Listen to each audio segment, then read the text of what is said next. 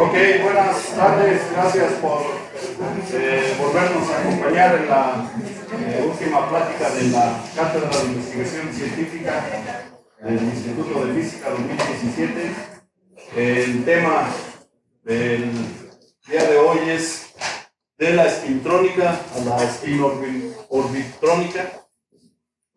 Adelante. Gracias, Milton. Buenos días o buenas tardes. No sé. Tardes ya. Es tarde, pues es como en Suiza, ¿no? Tarde empiezan de... Bueno, hoy vamos a hablar siempre del magnetismo. Espero que siga siendo un tema de interés y de algo un poco distinto de lo que hablamos ayer. Entonces, primero quería agradecer a la gente que participó en este trabajo, en particular a Manuel Baumgartner y Jan Afci, son dos estudiantes de doctoral, y a Kevin Garello, que es un postdoc de mi grupo, y luego en la colaboración con el Synchrotron en Billingen, cerca de Zurich. Bueno, entonces, como dije ayer, hay dos temas digamos, interesantes y que hay que tratar en el magnetismo. Uno es el de las dimensiones de los imanes y también la posibilidad de guardar la magnetización para un tiempo razonable. Otro es el tema de controlar esta magnetización. Y también de cuánto rápidamente podemos hacerlo y cuánta energía se necesita por eso. Y ese es un tema que tiene mucha relevancia por los que son memorias magnéticas. Y vamos a hablar un poco de esto. Entonces, los sistemas que estudiamos hoy son distintos de los de ayer. Es decir, hoy hablamos más de capas delgadas, no de átomos aislados. Hablamos bits magnéticos que ya tienen dimensiones de algún centenar de nanómetros. Y el tema aquí es cómo podemos hacer el switching inverso de la magnetización y si podemos hacerlo rápidamente. Si queremos escribir esta magnetización de manera rápida y eficaz. Bueno, ese tema es de relevancia porque si miramos cuál es la estructura de la memoria en un ordenador hoy en día, tenemos aquí arriba es la CPU, donde se hacen los cálculos. Luego, esta CPU necesita unas memorias para almacenar datos. Y hay distintos tipos de memorias en una jerarquía que es bien definida. Y de tamaño creciente al alejarse de la CPU misma. Este alejamiento es físico, es decir, que las memorias masivas donde se almacenan gigabytes de datos están físicamente más lejos de la CPU. Las memorias más cercanas son también las más rápidas, pero igualmente las más pequeñas. Y, digamos, hoy en día se utilizan, para memorias masivas se utilizan flash o memorias magnéticas, discos duros. Y para las memorias más rápidas se utiliza típicamente SRAM.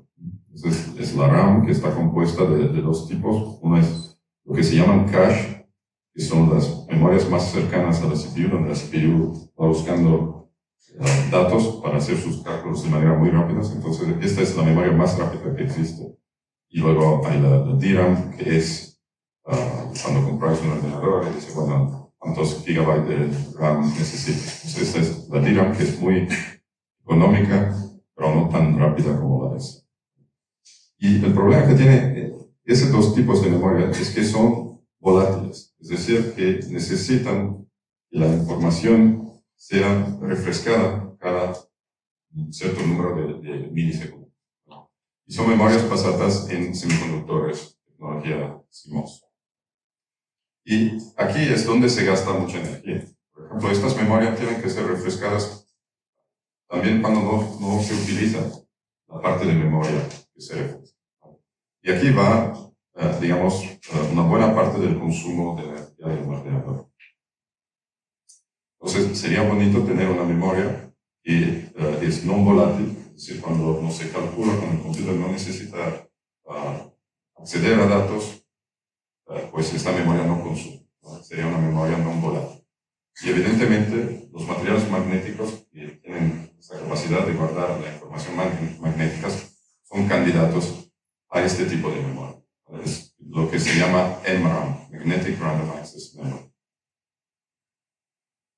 Bueno, esto es sencillamente una slide para enseñar que también y a este nivel de memoria estamos hablando de memorias magnéticas, todo lo que se llama cloud, en realidad es magnético, y son estas filas de discos duros donde digamos que hay unos data centers, y hay algunos data centers en México que son esencialmente como grandes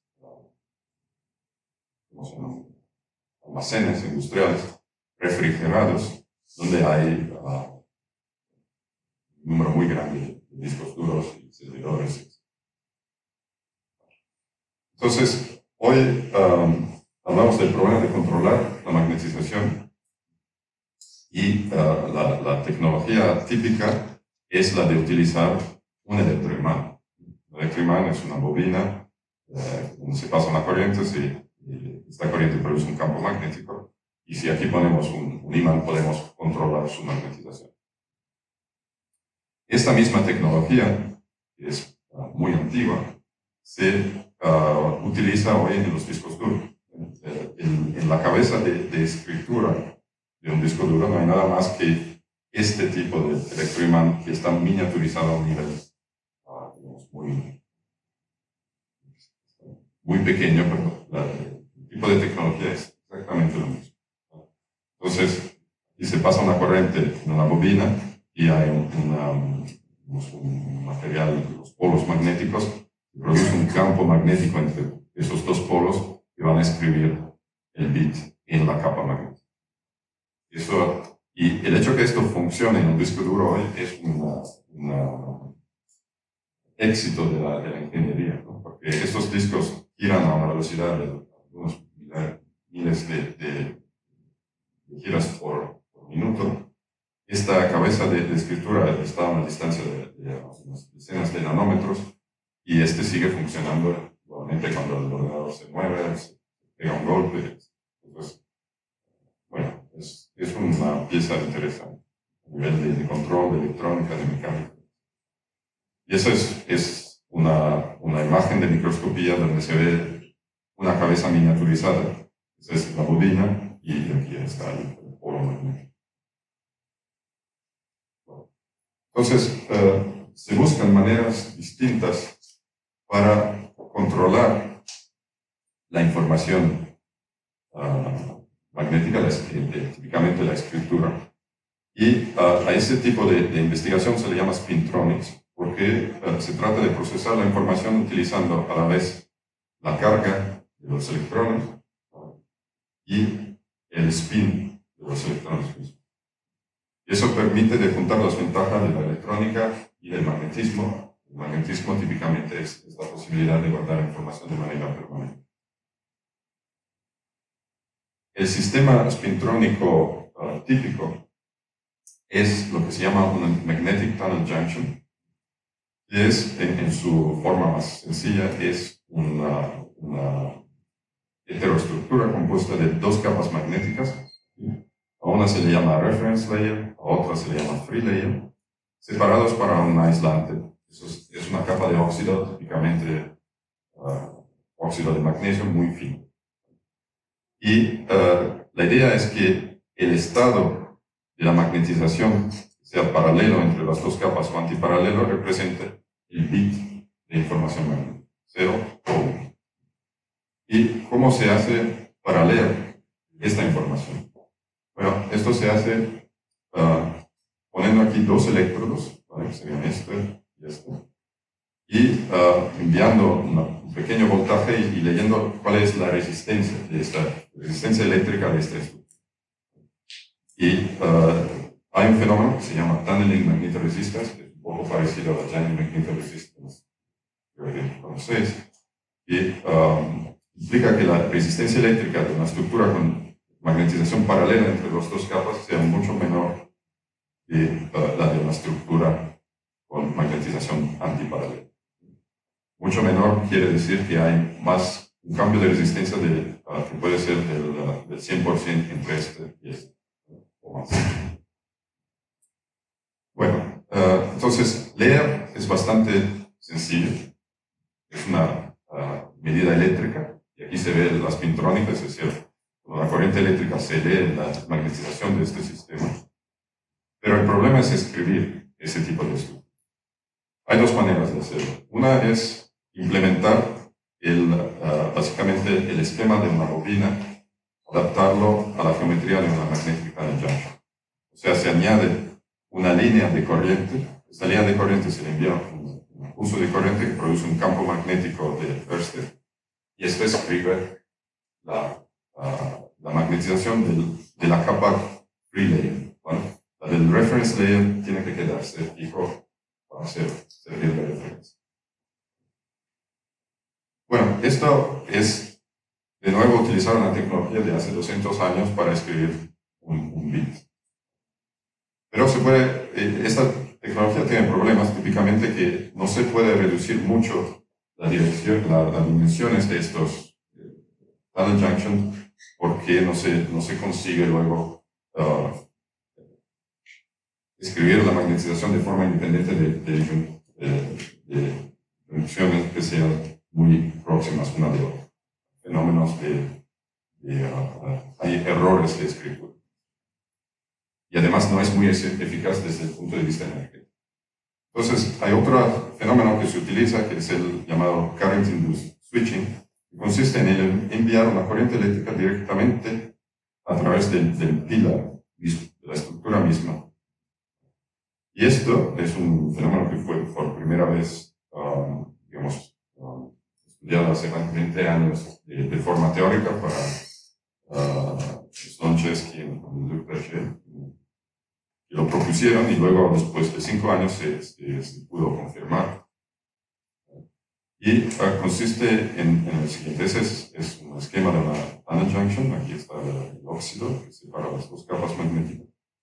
Y cuando se envía una corriente a través de esta estructura, la corriente que inicialmente no tiene polarización de spin, es decir, sus electrones tienen spin en cualquier dirección, cuando pasa a través de la primera capa, que es la referencia, se polariza, es decir, todos los electrones que pasan, casi todos, tienen su spin en la dirección de la emanación, de la magnetización de este imán.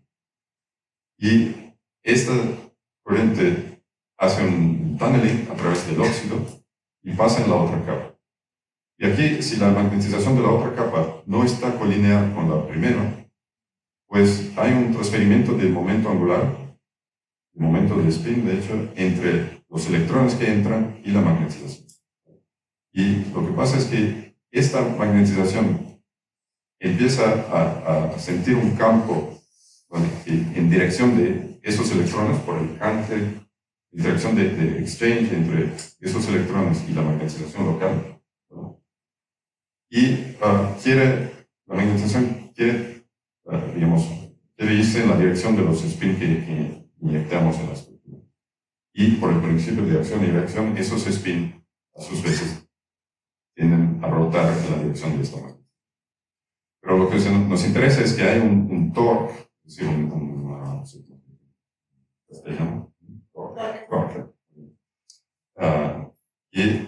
tiende a alinear la magnetización del free layer a la referencia. Y este fenómeno también, cuando se invierte la dirección de la corriente, tiene el efecto opuesto, o sea, tiende a desalinear la magnetización, puede hacer un switch. Funciona bien, funciona muy bien, y además o sea, si reducimos las dimensiones de la magnetic tunnel junction, se llama el footprint, pues la densidad de corriente es lo que cuenta aquí, pero la corriente total disminuye con la cross-section de esta estructura. Es decir, si hacemos un bit más pequeño, necesitaremos menos corriente, menos potencia para hacer el switch. Pero igualmente se necesita bastante corriente, lo que puede dañar el óxido, porque si pasa demasiada corriente, este óxido eventualmente se estropea. Y eso es lo que pasa aquí. Eso es un TM cross-section de una tunnel junction. Ese es el punto más importante de la reacción. Típicamente es cobalto-ferroboro, MgO cobalto-ferroboro. Y al pasar demasiada corriente, pues hay un electrical breakdown veloz. Bueno, esto se le llama spin transfer torque. Es claro por qué. Y tiene ventajas y desventajas. Nosotros buscamos maneras alternativas de invertir la dirección de la magnetización utilizando corriente. Y esas maneras alternativas se basan en la interacción de spin-órbita, de la cual también hablamos ayer. Aquí he puesto los fenómenos de spin-órbita que tienen que ver con corrientes eléctricas o campos eléctricos. Todos conocemos el anisotropic magnetic resistance, efecto Hall en ferromagnetos, pero hay otros efectos de los cuales voy a hablar ahora, que se llaman spin-Hall effect, o Rashba effect, o Wesselhaus effect. Y lo que hacen sencillamente es convertir una corriente eléctrica, o digamos, un campo eléctrico que genera una corriente eléctrica, en una corriente de spin. Y eso sin necesitar lo que aquí es el reference layer, que también sirve de polarizador para esta. Y aquí esto sucede por causa de la interacción de spin-orbit. Entonces, por eso hablamos de spin-orbit. Voy a tratar de explicar de forma sencilla los dos efectos que tienen más importancia. Uno es el llamado Rashba-Edelstein effect y el otro es el spin-Hall effect. El primero es, al pasar una corriente eléctrica, si por ejemplo pasamos una corriente en esta dirección, los spin de los electrones de conducción tienden a rotar en la misma dirección, únicamente en el plano. Si invertimos la dirección de la corriente, pues esta polarización de spin también cambia de signo. Y el otro es un fenómeno en el cual una corriente eléctrica, que está compuesta de un número igual de spin-up, spin-out electron, por ejemplo, hace que los electrones se separen según su dirección de spin. Si un spin-up se va a la izquierda, por ejemplo, spin-out se va a la derecha. Y eso causa una acumulación de spin en los bordes, digamos. Ahora voy a intentar explicar el primero. Para que el primero sea eficaz, tenemos que tener un sistema donde hay una ruptura de simetría, de la simetría espacial, y eso típicamente ocurre al intercambio entre dos distintos materiales, donde típicamente también hay algo de transferencia de carga entre dos materiales distintos. Y esa transferencia de carga, como en un condensador plano, causa un campo eléctrico. Ahora, si tenemos unos electrones que viajan en esta dirección, que tienen una cierta velocidad v, ellos ven este campo eléctrico en su sistema de experimento de ellos mismos como un campo magnético. Esa es la transformación de Lorentz. Entonces, los electrones sienten un campo eficaz aquí, que es el producto de su velocidad por el campo eléctrico que existe en la interacción. Y esto básicamente da un término, un campo magnético que depende de la corriente proporcional a la velocidad y tiene la dirección, bueno, Z es la dirección del campo eléctrico. Entonces, este campo es el que orienta los spin de los electrones de conducción en esa dirección. Y causa esta polarización de spin que está proporcional a la corriente, también a unos parámetros de los materiales, como se llama la Rashba constant, la masa eficaz de los electrones. Eso es un mecanismo que pasa en semiconductores, en metales. Otro mecanismo es el spin-Hall effect. Es un Hall effect porque se trata de separar portadores, pero en este caso no hay una separación de carga, sino que solo una separación de spin. Esto es lo típico que puede pasar en un material como platino, que tiene un spin órbita bastante elevado, donde la corriente, los electrones de la corriente se separan según su spin, ¿vale? Y acumulan electrones con el spin por ejemplo, a la izquierda, al borde superior de la muestra, en dirección opuesta en el borde opuesto, y luego también en los bordes laterales hay este tipo de spin accumulation. Y el parámetro que se utiliza para describir esta conversión es el llamado ángulo de spin Hall, que es el ratio entre el spin current, o sea, cuántos spin viajan en una unidad de tiempo, dividido por cuánta carga entra en el sistema. En este caso, si la corriente entra en el plano, ¿vale? Hay una corriente de spin en esta dirección y igualmente en esta dirección. El problema es que este valor de spin Hall angle es muy debatido en literatura, según hay problemas en medirlo bien, y va desde menos que 1% hasta más de 20% por plato, ¿no? Que es el material, digamos, típico. Pero un buen número para, digamos, recordarse es 0.1, es decir, una conversión del 10%. Vale. ¿Cómo se puede explicar este fenómeno? Bueno, aquí va una analogía con el fútbol para que os recordáis de esto. En mecánica esto se llama el Magnus Effect. Si tenemos una esfera que rota en un fluido que puede ser el aire, pues su dirección, su trayectoria va a desviar según la dirección de rotación de la esfera misma, por efecto de la diferente presión que esta esfera va a tener de un lado u otro de la esfera misma. Y esto es lo que causa, por ejemplo, el efecto en las trayectorias de los lanzamientos de falta de los jugadores de fútbol, que permite pasar del otro lado de una barrera, ¿no? Dándole un spin al balón. Y esto es como el spin de los electrones, es decir, que según su spin se van a la izquierda o a la derecha. Y aquí hay dos ejemplos muy buenos. Uno es de lanzamiento de falta de Messi en esta Supercopa del... espero que funcione.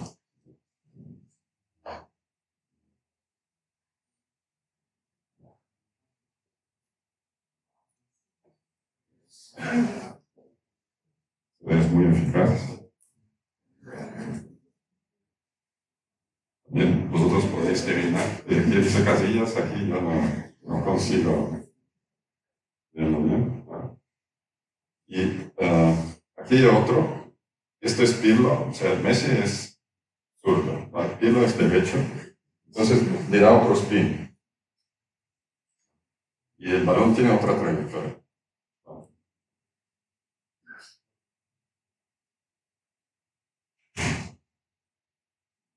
También es muy bonita, lo siento para México, pero he elegido esto antes de venir aquí, no es por el lanzamiento mismo.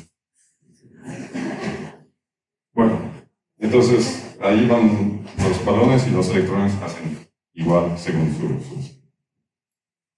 Bien, entonces tenemos dos mecanismos, uno es spin Hall effect y otro es el Rush-Wallerstein effect, y los dos producen una acumulación de spin a los bordes de un conductor eléctrico que tenga una fuerte interacción de spin. Y esta acumulación también tiene una distancia o sea, que es mayor a la superficie del conductor y luego decae en el valve. Se le llama spin diffusion length.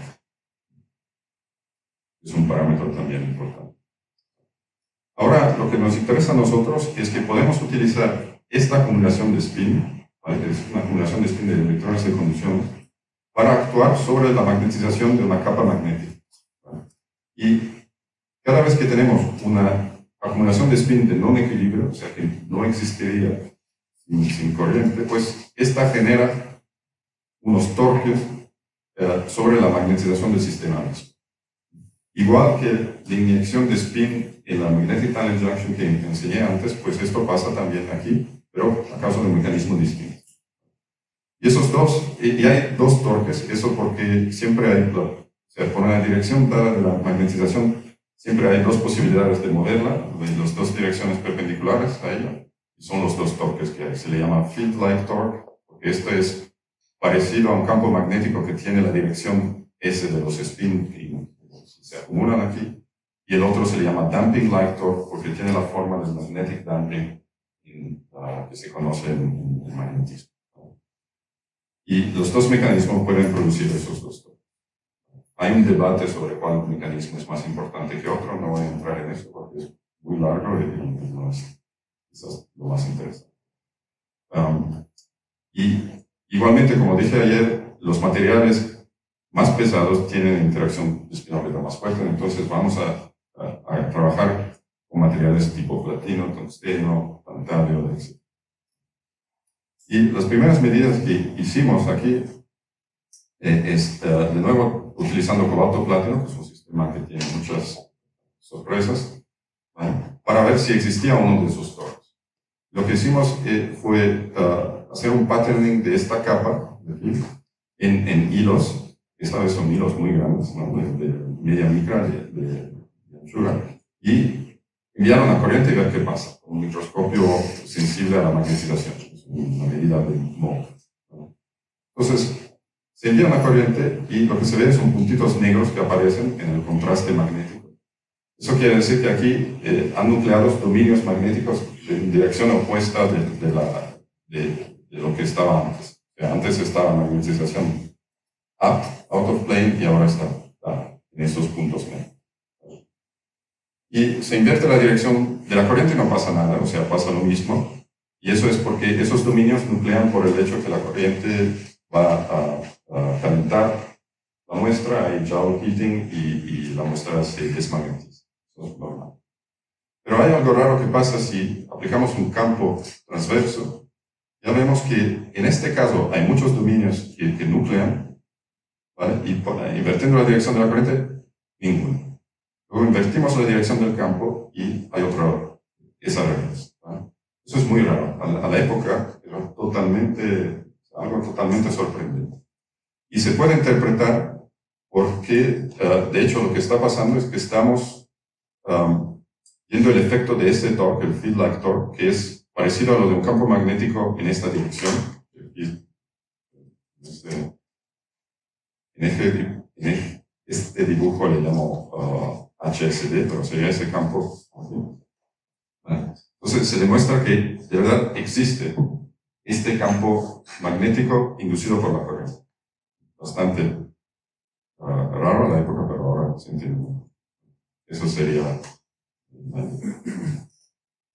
Bueno, y luego vemos que también hay el otro torque, que es aún más interesante, porque ahora imagináis de tener una magnetización up, ¿vale?, y aquí tenemos una estructura que es básicamente platino, cobalto y una capa de óxido para protegerla. Y ese torque de aquí, el damping light torque, pues es equivalente a un campo magnético que rota con la magnetización. Entonces, si enviamos una corriente, lo que pasa es que la magnetización puede rotar, puede cambiar de dirección. Lo que no podía hacer antes porque el campo estaba perpendicular al easy axis. Aquí, ese campo depende de la dirección de la magnetización. Y entonces, si ahora se le añade un pequeño campo exterior, esta dirección queda muy destabilizada, ¿vale?, y cuando la magnetización rota, pues aquí, en cambio, el campo exterior y el campo inducido por la corriente pues son opuestos, y esta queda estable, ¿vale? Entonces se puede inducir un switching enviando una impulsión de corriente. Es lo que hicimos aquí. Esta es esta estructura de aquí, la capa de cobalto, y enviamos una corriente por acá y leemos la magnetización para el efecto Hall. Esa es la magnetización. Por cada impulsión de cambiar, ¿vale?, un impulso down cambia la magnetización, un impulso negativo de corriente cambia la magnetización, luego llevamos con el impulso opuesto, cambia y así, ¿vale? Y aquí este campo externo está proporcionado para estos.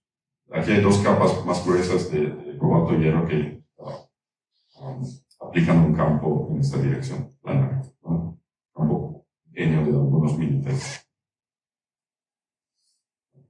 Entonces tenemos un mecanismo aquí para hacer switching de la magnetización controlado por impulsiones de corriente, que depende del transfer de momento orbital desde el platino, con este efecto de spin-on o de Rashba, hacia a la magnetización del cobalto. Ese efecto es compatible con estructuras con anisotropía perpendicular. Se puede, digamos, scalable en el sentido que la corriente que se necesita para invertir la magnetización aquí es proporcional al tamaño de la estructura misma y es compatible con las estructuras CMOS y se pueden hacer 3-terminal devices, es decir, se puede utilizar en magnetic band junctions. Bueno, esto ya lo dije. Daros una idea de los campos que se producen, son de algunos militesla por 10 a la 7 amperes por centímetro cuadrado.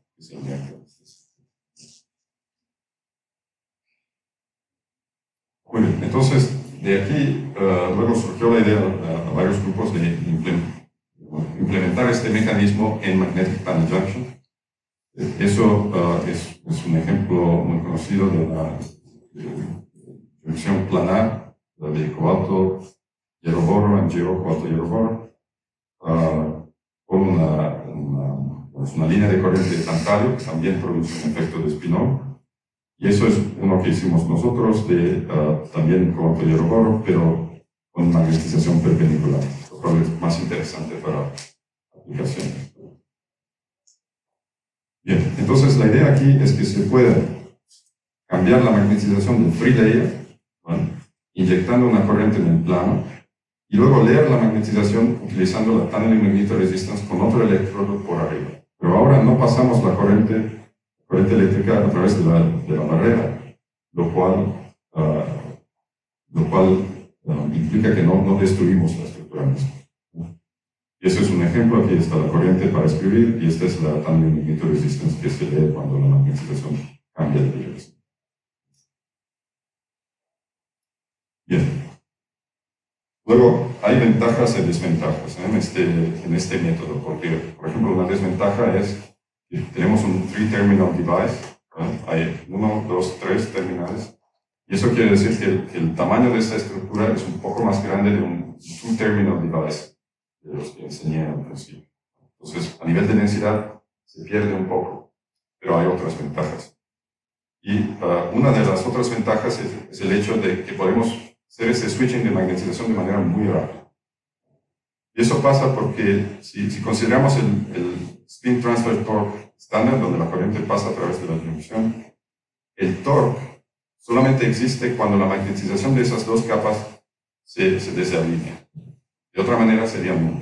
Entonces se tiene que esperar que una fluctuación térmica induca un tilt de la magnetización del free layer respecto al reference layer para que exista un torque. Y eso da básicamente un retraso además totalmente aleatorio en el switching de esta estructura, desde el momento que enviamos la corriente. En cambio aquí, en este tipo de geometría, el torque inducido para la corriente que pasa en el bottom layer es perpendicular a la dirección de la magnetización a reposo, y eso es inmediatamente activo. Entonces hicimos unas medidas para verificar con impulsiones muy cortas, aquí hasta 200 picosegundos de impulsión de corriente que se envía en esta estructura, para ver si efectivamente se podía cambiar la magnetización de forma muy rápida. Y eso se puede hacer, esas son medidas de probabilidad de switching en función de por ejemplo, esta es la duración de la impulsión de corriente, ¿vale?, probabilidad de switching, y se ve que pues sí que se puede switchar hasta tiempos muy pequeños, como 200 picosegundos, ¿vale? Y también se ve que el efecto de este campo exterior que tenemos que aplicar para estabilizar el switching, pues ayuda, ¿no? Más fuerte el campo, pues menor el tiempo de switching. También se ve, esto es potencialmente un problema que todos los mecanismos de current induced switching tienen, es que la corriente que se necesita para hacer el switching con impulsiones muy largas es bastante pequeña, entre comillas, pero si queremos ir muy rápidos, más rápidos que un nanosegundo, pues eso empieza a subir de forma exponencial. Y eso es debido al hecho que aquí estamos en un régimen activado térmicamente. Las fluctuaciones térmicas ayudan a invertir la magnetización, y aquí no, ya la impulsión es muy rápida, entonces la corriente tiene que proporcionar todo el momento angular para hacer el switching, y eso hace que el tiempo de switching sea proporcional a cuánta corriente ponemos en el sistema. Pero estas medidas, primero, no son verdaderamente, no sé si tengo tiempo todavía. Sí. Esas medidas no son verdaderamente resueltas en tiempo. Tienen una trampa, es decir, que enviamos impulsiones muy rápidas y leemos de forma muy lenta, 1 milisegundo después, ¿vale? Con esta medida de efecto. Y entonces queremos saber si de verdad estamos haciendo un switching durante la impulsión de corriente o no. Por ejemplo, hay algo que pasa luego en una relajación muy lenta. Y también cómo puede cambiar de dirección la magnetización. ¿Cuál es el mecanismo? Por ejemplo, hay distintas posibilidades. Uno es el mecanismo que se llama de macrospin, es decir, la magnetización cambia de dirección de forma coherente. Siempre hay esta estructura de cobalto-platino y todos los spins están alineados y cambian al mismo tiempo. Y esa sería la trayectoria, la dirección MZ. Entonces, durante la impulsión, la magnetización primero se pone en dirección del torque y luego va a la dirección final. Y se ve aquí, esta es la impulsión en azul y esta es la MZ, y cambia instantáneamente. Esta es una simulación. Cambia instantáneamente porque el torque es inmediatamente activo y luego, al apagarse la impulsión, pues se va a la posición de equilibrio. Pero es muy improbable que este sea el mecanismo porque estamos hablando de estructuras que tienen un tamaño de algún centenar de nanómetros y ahí la magnetización siempre tiene tendencia a romperse en dominios. Es más favorable como mecanismo. Entonces, hay otros modelos que implican, aquí esa es una línea magnética, digamos, hay nucleación de dominios inducida para el calentamiento por la corriente misma, y luego esos torques, en particular el damping light torque, causa un movimiento de los dominios, tal que uno de los dominios se expande más que otro y causa el switching. Eso es un mecanismo posible y hay otras formas que tienen en cuenta el hecho que en una estructura finita, digamos, como este dot de cobalto-platino, pues la magnetización no es verdaderamente uniforme. Y eso es por causa de una interacción que se llama Jaruzelski-Moriya interaction, que también es un efecto del spin orbital. Es decir, todos los sistemas que tienen un spin orbital fuerte tienen esa interacción y compite con el exchange magnético y causa una desviación de los spin, un canting a los bordes de las muestras. Donde no hay vecinos de este lado, pues esta interacción gana sobre el exchange y hace un tilt.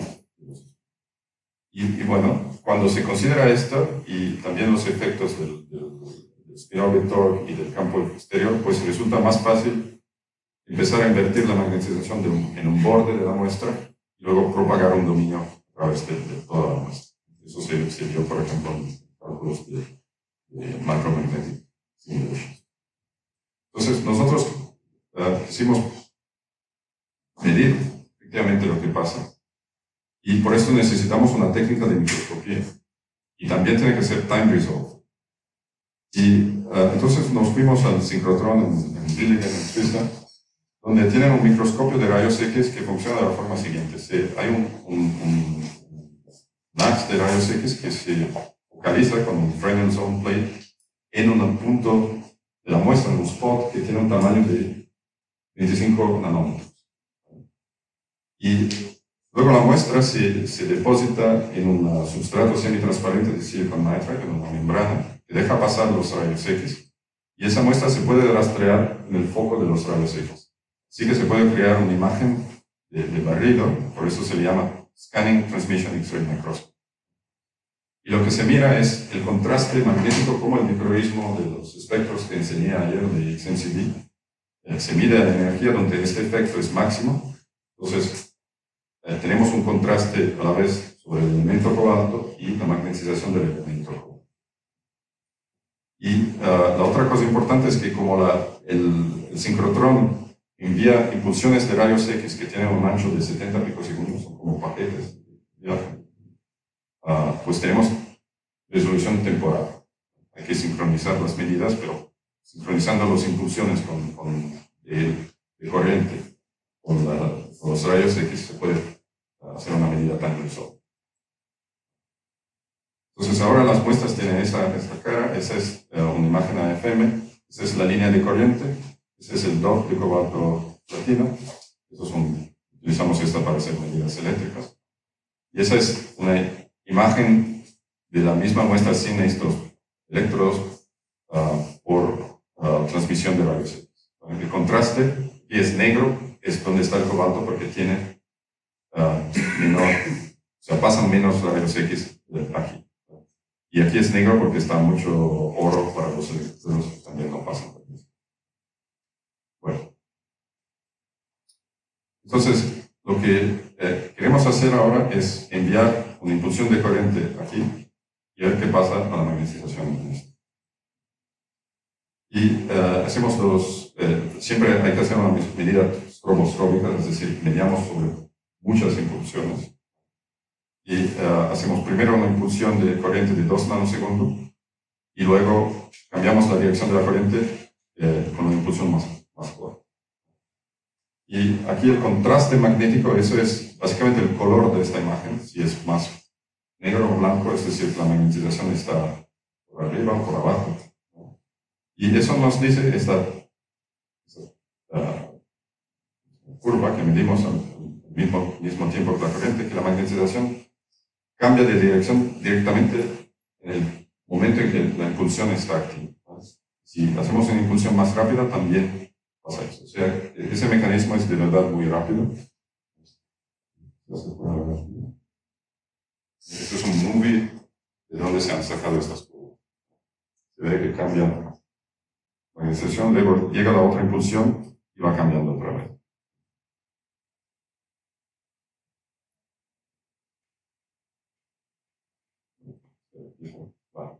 Y como decía antes, esta es una medida espectroscópica, o sea, si hacemos un averaging sobre algo como millones de millones de ciclos, ¿no? Y eso nos permite decir también que esas estructuras pueden resistir ciclos de switching muy largos, que es muy importantes para hacer memorias, y también que son muy rápidas. Por ejemplo, podemos switchar de up, bueno, esa sería la dirección up, down, up, con impulsiones seguidas, un nanosegundo positivo, luego esperamos un nanosegundo y luego un nanosegundo negativo. Bueno, acabamos fácilmente. Hay más cosas que pasan, eso bueno, es un poco más de detalle, digamos, específico, pero también es interesante. Ahora voy a analizar cuáles son los efectos de hacer un switching con una impulsión en presencia de un campo magnético horizontal positivo o negativo. Y aquí hay 4 movies que corresponden a, aquí la primera es una impulsión de corriente negativa, sería esto, luego cambia,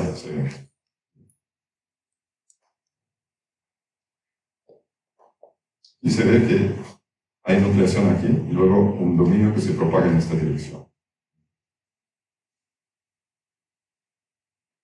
Aquí hay nucleación aquí y un dominio que se propaga en esta otra dirección. Esas se aparecen distintas porque son filtradas. Respecto a la imagen precedente, son imágenes filtradas. Aquí invertimos la dirección del campo y la nucleación empieza aquí y el dominio se propaga en esta dirección. Y luego aquí pasa otra cosa también, en esta dirección. Entonces tenemos 4 casos muy distintos y ese tipo de mecanismo de switching es muy particular y es debido a todas esas interacciones que hay en ese tipo de muestras.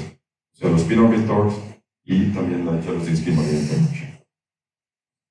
Y ese es el modelo para entender cómo puede pasar esto, es que tenemos un dot donde la magnetización a los bordes está canted, y luego al aplicar el campo exterior que nos sirve para determinar la dirección de switching, una parte del borde hay un canting mayor y la otra es más, es como si se regresa un poco.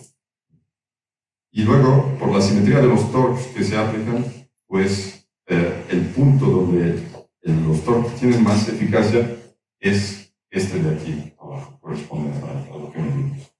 Y si invertimos la dirección de la corriente o la dirección de ese campo, pues el punto se mueve a los cuatro lados. Es muy particular ese mecanismo y es la primera vez que se ve.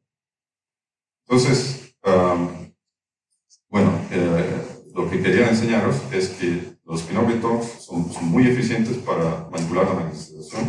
Es un mecanismo alternativo al spin transfer torque. Y que si se hacen medidas time resolve, especially resolve, se ven que efectivamente se puede invertir la magnetización de forma muy rápida, por debajo del nanosegundo. Y esto es debido a esta dinámica de nucleación y propagación de dominios. Y esos dominios también, por causa de los spin-orbit torques, tienen una velocidad de propagación que es muy elevada. Bueno, hay fenómenos de simetría interesantes. Y entonces se puede controlar también de cuánto se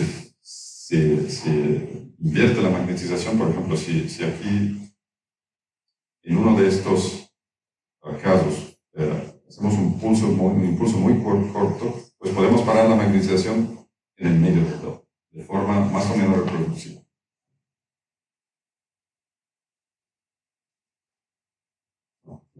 Esa es la segunda parte, si queréis. Y esto se puede hacer sobre millones de ciclos, lo cual es muy interesante para memorias. Y entonces hay varios grupos hoy en el mundo que estudian ese tipo de mecanismo para hacer memorias a 3 terminales. Eso es todo lo que quería decir. También hay una parte de magnetoresistencia, no os voy a ahogar ahora.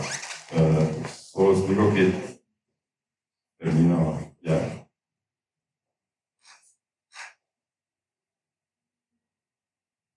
También es interesante, es que este tipo de current induced spin accumulation, inducido por spinol effect o Rashba effect, causa efectos resistivos.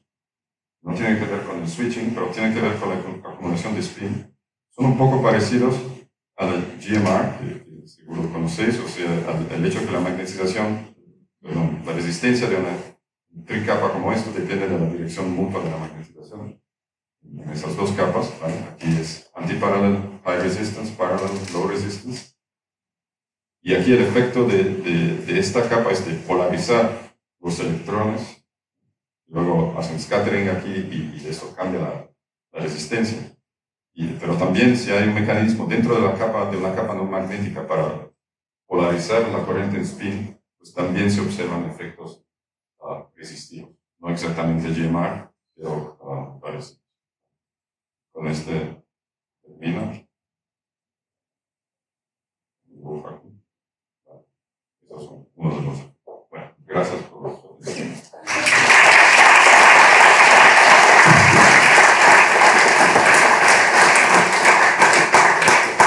Tenemos tiempo para preguntas. Si nos pueden ayudar poniendo el número 1 en switch.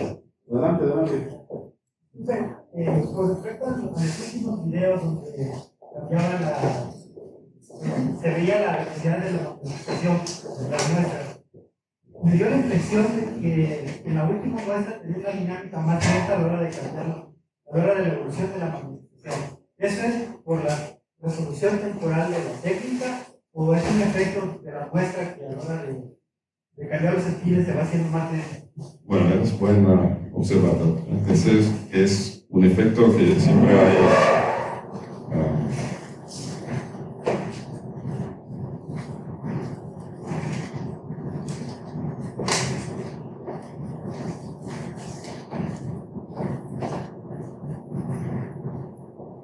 Creo que te referías a este. Sí, en la última. Sí. Bueno, aquí. Ahora no me da el video.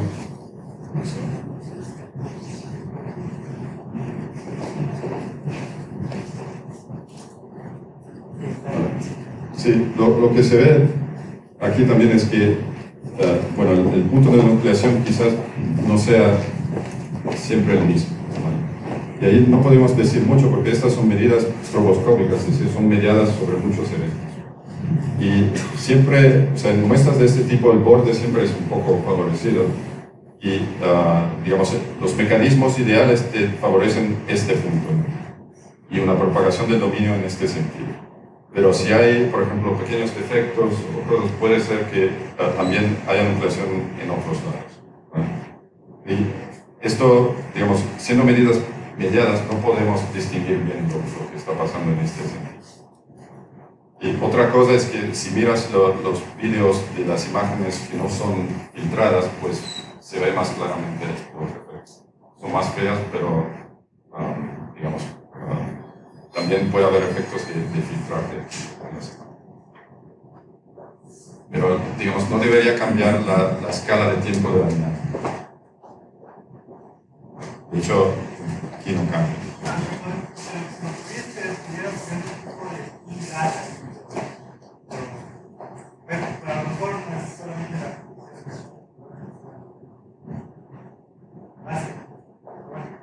¿Alguna otra pregunta, comentario?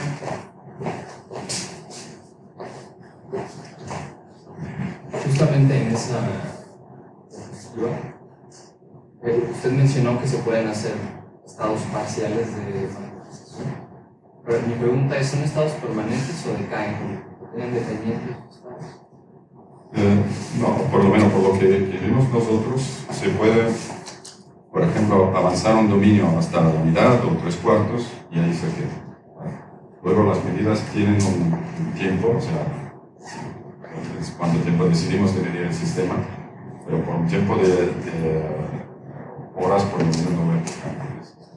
Entonces, si no hay campo magnético, se cae el estado. Se cae, sí. Entonces, se podrían utilizar como bits. Sí, de hecho, exacto. Sí. Se pueden utilizar para mover dominios a posiciones bien definidas. Esto, por ejemplo, lo hace Stewart Parkin en su esa propuesta de memoria que se llama Race Track Memory, que es tener dominios que viajan de un sitio a otro de manera controlada. Y también lo hace con esos topos. ¿Alguna otra pregunta, comentario?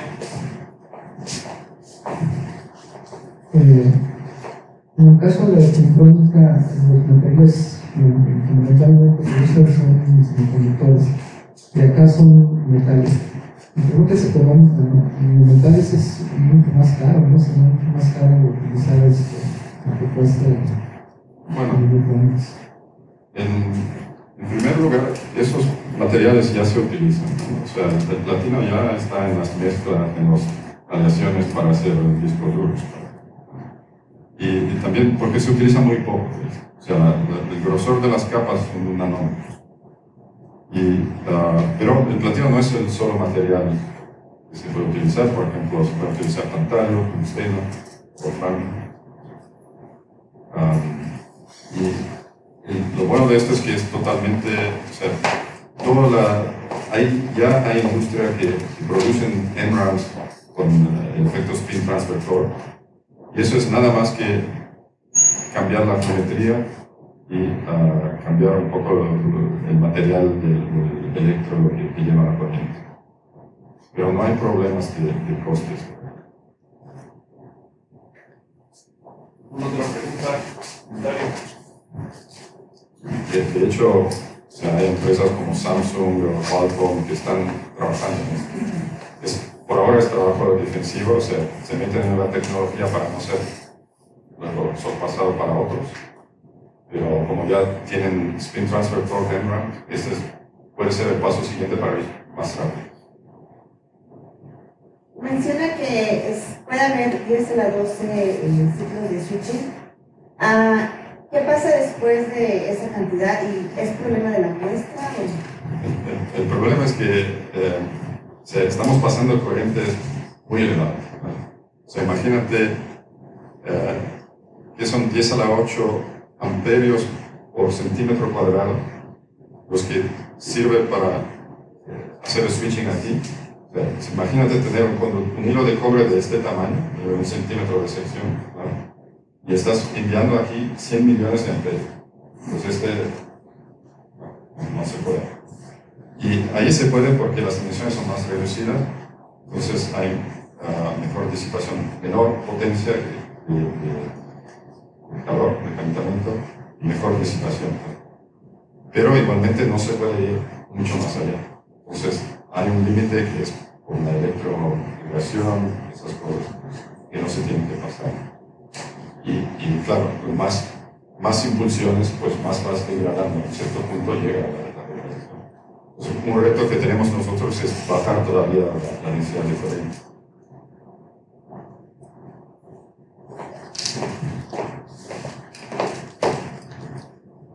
En estos casos de sistemas de túnel magnético junto, la magnetización está en el plano. No, o sea, se pueden hacer magnetic tunnel junction como quieras. Se puede hacer en el plano, se puede hacer fuera del plano. Los más interesantes son fuera del plano porque tienen mayor estabilidad magnética. Y entonces ese no es el problema de verdad. Depende de lo que tú pongas como, o sea, lo que enseñé yo es esencialmente un trick capa, pero la estructura de un magnetic tunnel junction de verdad tiene como 14 capas. Todo se hace para, digamos, controlar la anisotropía magnética, la magnetización, la tunnel limit resistance, todos esos parámetros se pueden variar. Todavía es posible ir a densidades máximas. Bueno, ahora lo que limita más digamos, la densidad de este tipo de memorias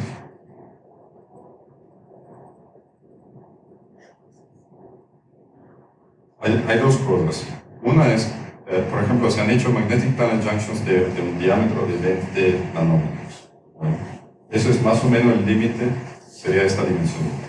Es más o menos el límite con lo cual se pueden hacer ahora esas estructuras sin tener demasiados errores.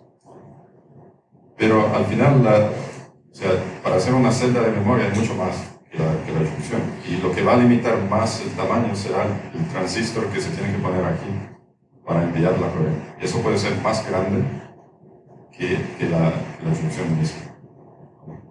Y eso es CMOS. Es todo semiconductor. Está por debajo, no sé. Bueno, entonces, no es solamente el tamaño de la tunnel junctions que importa. Por eso esto de reducir la corriente es importante, porque permite reducir el tamaño del transistor. Gracias. ¿Alguna otra pregunta, comentario? En el caso de ese que estaban hablando de la forma en la que cambia, o sea, el muestreo que le llamas estroboscópico lo tienen que hacer porque utilizan el multibunch, o sea, no tienen la referencia como el single bunch, o por el tiempo que le toma al rotulador.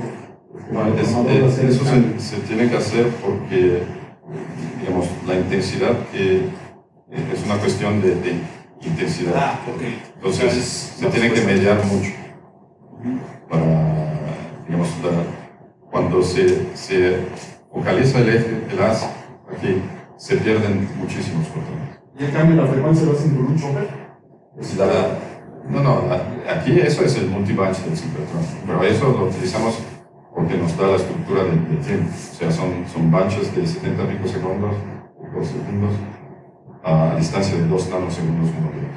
Entonces, si la respuesta o el contraste es muy pequeño, por ejemplo, el single bunch para tener una sola referencia, o sea, sería... No, single shot, esto es imposible. Sería bonito. ¿Alguna otra pregunta, comentario? Si no es el caso...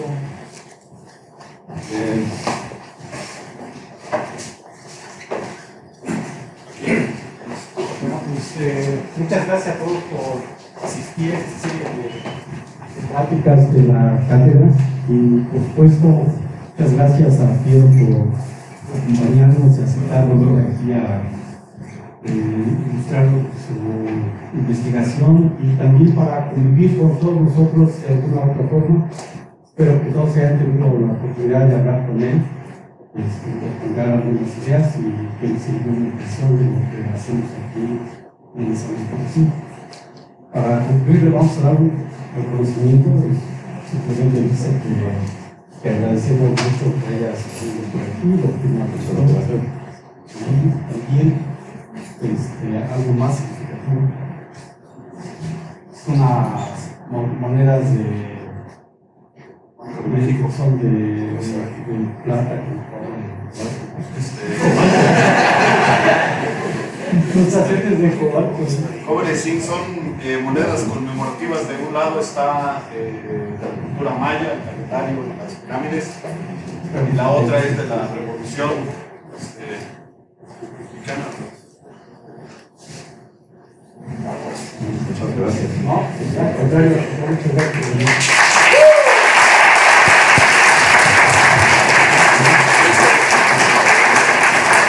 Hemos pasado